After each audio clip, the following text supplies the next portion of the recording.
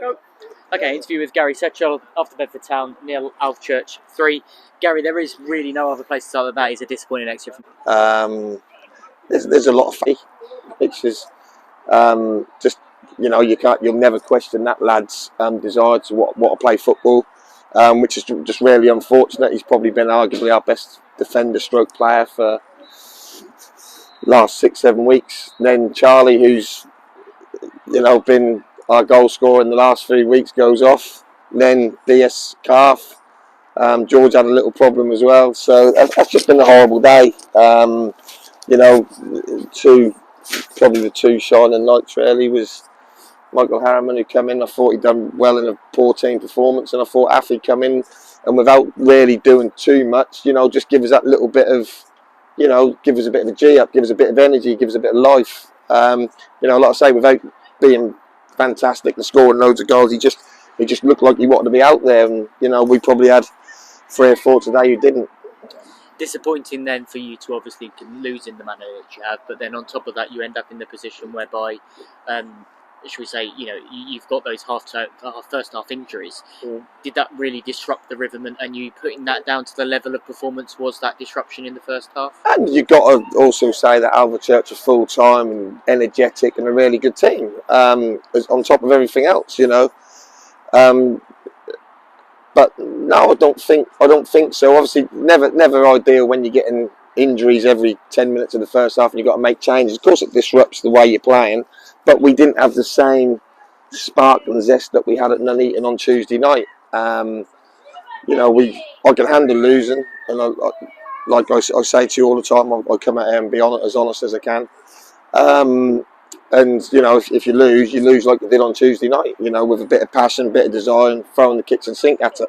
But today we didn't do that. That was lacklustre and not good enough. Does that give you a headache as manager then, as to why that is? Yeah, of course it gives you a headache.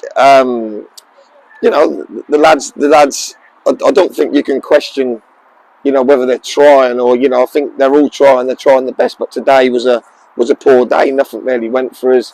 We've been unlucky with a couple of the goals. Like, we've got 2 great blocks in it, kept falling to the lad. They've put a worldie in the top corner, which happened last time we was there as well, and the other night. Teams are just scoring great goals against us. But on the whole, individually, are the lads trying? Yeah, they're trying. Are they good enough? Some weeks the level of performance is good enough, and some weeks we fall below the step 3 level. But you've got to remember, a lot of these lads have come up from step 4. And on a personal note, feeling the pressure? Feeling the pressure, as in feeling the pressure from a job? No, because obviously I've got a deal here till 2024, so I'm not feeling the pressure, and I've got the same good relationship as I've got with John, whether we win, lose or draw. We talk about things weekly still. But when I come at the football club, we were second bottom, step 4 out of the FA Cup, and we had a 2-year plan to get to step 3, and we done it in 1. So we're not even in the drop zone of the step 3 league. So am I feeling pressure? Yeah, the pressure I put on myself and the pressure I put on the players to try and perform. We know we're not in the position we want to be in. Have performances been good enough? In the main, I think we've been very competitive. We've had 3 or 4 really excellent performances, and we've had 2 or 3 substandard performances, including today. But the rest of it has been very competitive, and we're in that transition period at the minute where we're bringing 1 or 2 in, and 1 or 2 are going on dual reg and stuff like that. We've had 1 or 2 suspensions, so we've never really, we got Jarvo in from Peterborough, who's got injured, so hopefully he'll be back next week. But to answer the question, what is pressure? What is pressure? I'm not worried about getting the sack, because I think we're doing the club really well since we've been here. But I feel the pressure I put on myself to do well. So yes, I am feeling the pressure, as in this will stay with me till next Saturday, till I can put it right. But am I feeling pressure for, am I going to get sacked in the morning? Well, hopefully not, but obviously I don't make that decision. You mentioned there about your own personal side of things, but you can understand the fans' frustration with it going as it is at the moment. yeah, not as frustrated as the 7 years before I got here. At step 4 million about in the middle of the table. So, you know, if they are frustrated, you know, I feel for them.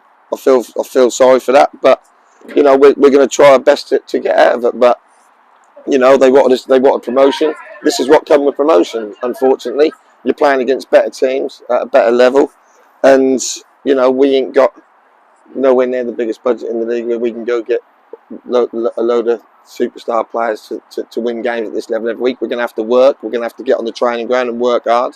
We're going to have to try and recruit really well. And like I say, if they're disappointed with this, then I don't know what they was doing the 7 years before I got here. And a word on Will Summerfield, obviously he's dual regged over at Leighton, so not left the club as a registered player, but gone to get game time. Yeah, he's going to get game time. Obviously, he just felt he weren't doing himself justice when he did play, because obviously he weren't playing as often as he liked. Look, we know Will's a good footballer with the ball. Obviously, sometimes the physicality gets the better of him, but you know he needs to be match fit. So that's a no-brainer for him to go get some games elsewhere and get himself fit. And just finally, it looks obviously like the Somme in here today with the amount of men that were down. So you'll obviously be a little bit relieved that Tuesday night at Eden Market is now off and you can prepare for next Saturday. Chuffed. Yeah, really chuffed. And you know, we've got to try and get one of them back. Like I say, hopefully we'll have Dan Jarvis back next week as well. On top of the ones day, Connor was precautionary, he had his calf, but I weren't willing to risk losing him for 3 or 4 weeks by just throwing him on today just to try and get us out of the muddle. That'd have been poor management from me. Obviously, like I say, probably the two shining lights, if there was any today, was Afi come on and give us a bit of an injection, and Michael Harriman give us a solid 7 out of 10 performance. So they was the plus points. 1 or 2 of the others did okay, but all round as a group, we don't try and single people out or try and big people up or kick people when they're down. As a group today, including myself, we weren't good enough. We weren't good enough, but hopefully we will be next week as we go to Rushall Olympic. There is a coach going. Get yourself booked on that via details on social media and at bedfordeagles.net. Otherwise, we'll see you back for the visits of Colville on the 22nd of October, and Alvechurch are back on the 25th of October. Get your tickets now, bedfordeagles.net.